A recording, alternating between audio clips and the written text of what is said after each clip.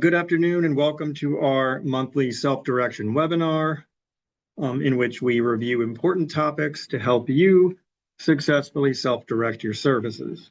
Please note the webinar is being recorded and we will post the recording along with the presentation on our website on the Forms and Resources page under Webinars. So if you know someone that couldn't make it, they can review that on our website.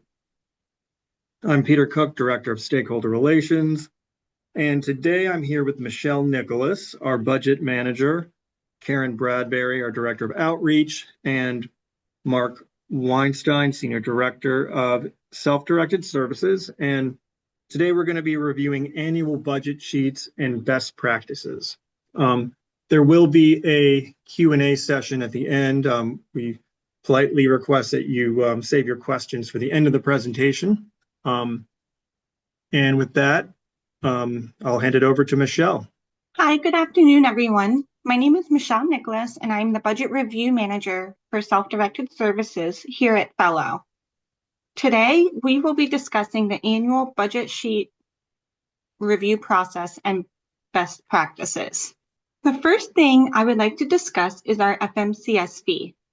The FMCS fee allows Fellow to handle all paperwork behind the scenes, like paying your workers and paying bills for the services you choose. Fellow's FMCS fee increases every year in July. As of today, November 19, 2025, the fee is $215.17 per month. Effective July 1st, 2026, the fee will increase to $220 per month. This chart shows how the fee increases should be displayed on the budget sheet depending on the participant's annual plan date. It is important to note that the team should be using the current version of the budget sheet available on DDA's website. The current version of the budget sheet contains 2 lines dedicated to the FMCS fee to support the rate increase depending on the participant's annual plan date. In this example, if the participant's annual plan date is in November 2025, the budget sheet should display $215.17 for the first 8 months, and then a flat fee rate of $220 for the remaining 4 months of their plan year. All 12 months of the year have been accounted for. In this example, the participant has an annual plan date in July 2025. Only one line needs to be utilized for the FMCS fee. In this case, it would be $215.17 for all 12 months of the year. The next thing that we're looking for in our reviews is the total budget allocation from the PCP. This total budget allocation from the PCP goes into the yellow box next to the big red arrow. The middle and box to the far right are automatically populated as the budget sheet is completed. The box in the middle calculates the budget lines as they are entered. The third box is known as the unallocated funds. It subtracts the total of the budget sheet from the total budget allocation. As stated in the DDA Self-Directed Services Manual, the FMCS will not accept budget sheets that exceed the total budget allocation. These boxes will turn red if it's over budget. The FMCS is required to ensure that the budget sheets match the approved PCP as closely as possible. This includes the dates. The effective date on the budget sheet must match the effective date on the PCP. The annual plan date on the budget sheet is the day that the annual PCP begins. Please note that the annual plan date on the PCP is not going to be the same as the annual plan date on the budget sheet. The annual plan date listed in the PCP is the date that the next annual PCP is due. The budget sheet calculates the numbers of weeks and months remaining in a plan based on the dates entered. If you use incorrect dates on the budget sheet, then the weeks and months remaining in the plan year will not be calculated accurately. It is also important to know that when completing the annual budget sheet, if the team is utilizing 52.143 weeks, then 52.143 weeks needs to be entered on the budget sheet. 52.140 weeks will not calculate the same amount of funding as 52.143 weeks. Another issue that comes up during our reviews is the use of correct dates entered in an incorrect format. The budget sheet does not support multiple dates to be entered on the same line. These are some examples of incorrect date formatting on the budget sheet. You will see that underneath the dates where it says number of months, weeks left in plan, it has the pound sign or hashtag symbol. This is an example of the dates being entered correctly. You will see that the correct format is the month followed by a /, then the day followed by a /, and then the 4-digit year. The role of the FMCS is to ensure that the budget sheets match the PCP's authorized services and service units. In the PCP's detailed service authorization, also known as the DSA, the services, units, and costs associated with the services are listed. The CCS enters the requested services into the PCP and LTSS, and then LTSS automatically converts the information into something called unit. Most services, such as personal support and community development services, are converted into a 15-minute unit. The budget sheets are a visual representation of those service units. While the PCP displays the information in units, the budget sheet requires that this information is listed in hours for most services. The budget review team converts this information authorized in the DSA using the following formula. First, divide the total number of units by 4 to determine the total number of hours. Then divide the total number of hours by the total number of weeks. This calculation provides the number of hours per week across the approved service period. Here's an example of what the DSA looks like and how that information is translated to the budget sheets. In this example, you will see that this participant is authorized for 2,088 total units for the plan year. 2,088 units divided by 4 equals 522 hours. 522 hours divided over 52.143 weeks equals 10 hours per week for 52.143 weeks. It is important that the hours on the budget sheet matches the number of hours in the PCP's DSA. Another important reminder is that the dollar amount does not need to match the PCP. The only exception is when the service is an upper pay limit service. In those cases, the dollar amount must match the PCP. Some examples of upper pay limit services are respite camp, transportation, assistive technology and services, environmental modification, and vehicle modification. Individual and family-directed goods and services, IFDGS, will not appear in the PCP's DSA. However, if IFDGS staff recruitment and advertisement, IFDGS staff recruitment and advertisement and IFDGS day-to-day administrator are DDA authorized services and must be requested and authorized in the PCP. Budget sheets must be submitted by individuals who are not receiving payment from the budget as outlined in DDA's Self-Directed Services Manual. To ensure accuracy and consistency, the best practice is for the CCS to submit the budget sheets on behalf of the participant. When preparing the budget sheets, always review the participant dashboard in the FMS engine. This is especially important when the PCP is late or when you are working on a revised PCP budget sheet, as usage information may affect the final budget. And finally, be sure you are using the most current version of the budget sheet. The latest version is always available on DDA's website, so downloading it directly from there helps avoid outdated forms. I am ready for questions. All right, thank you, Michelle. And once we have some questions coming in, I will review them. First question, how long does it take for Fellow to post an approved budget? This is a great question. So once budgets have been approved by the budget review team, the financial reporting team works on installation of the budget, and that can take anywhere from 3 to 5 business days. Thank you. Just looking for questions that are related to our topic. How do families access PCP from Fellow?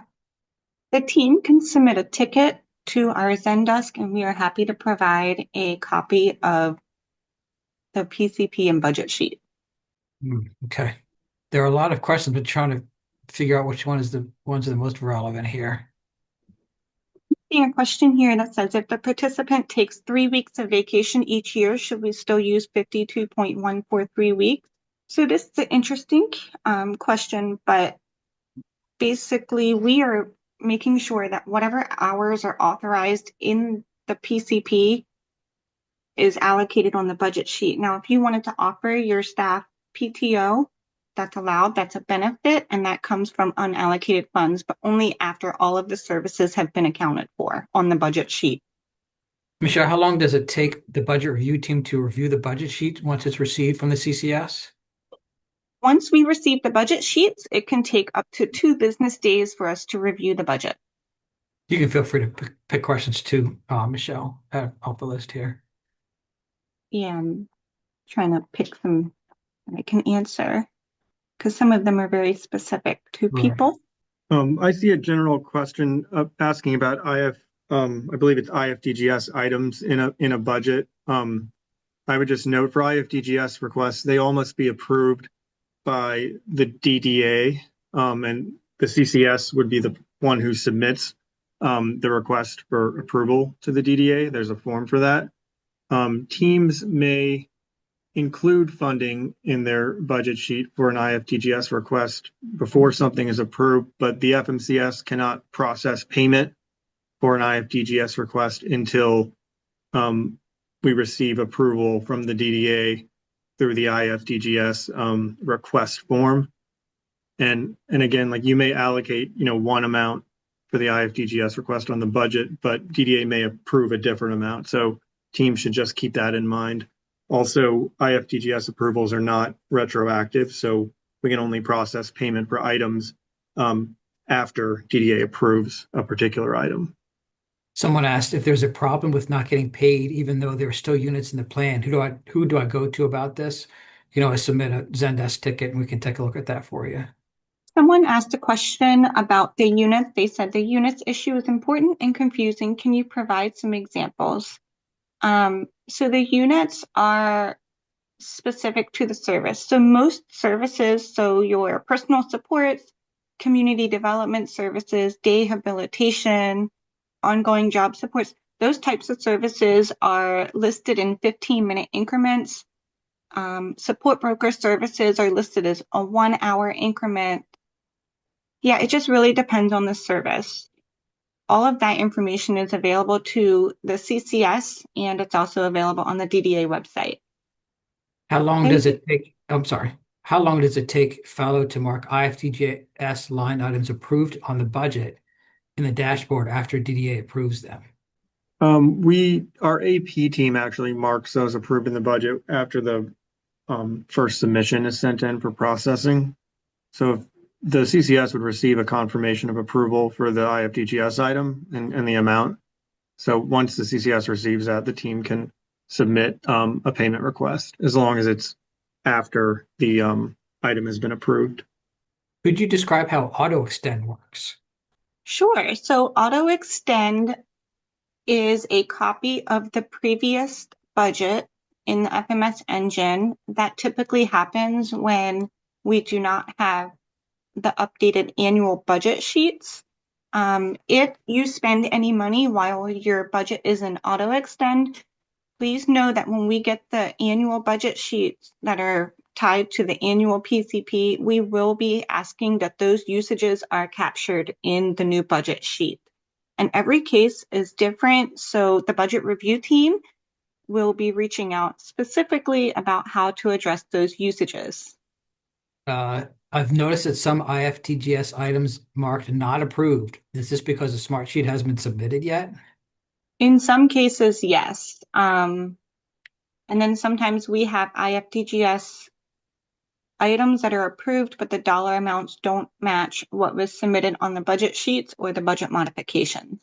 Someone says that they have a budget that's been in review since October. There might be some back and forth around that. Michelle, correct? Yeah, so we are typically corresponding with the CCSs to fix the budget sheets. We do try to follow up, within 2 to 3 weeks if we haven't heard anything from the CCS, but it's very important that when a budget sheet is submitted, that you are checking your inboxes and making sure that, if we send an email, that you're responding to it. If an IFDGS item has been authorized by DDA and is a monthly cost like gym membership, does the DDA authorization have to be renewed yearly? I believe the answer is yes. The answer is yes. The Yes. answer is yes. Can vendors submit invoices while the budget is being reviewed by the review team? They can submit invoices, but I'm not sure that they would be processed until the budget is processed. I mean, usually if a annual plan ends, in most cases, there's going to be an auto extend, that is a duplicate of the previous plan year to ensure continuity of services. So if the plan is an auto extend, the team is able to submit invoices for processing into log shifts and so on. Why is the budget and the participant dashboard not showing approved for IFDGS requests that have been approved by DDA?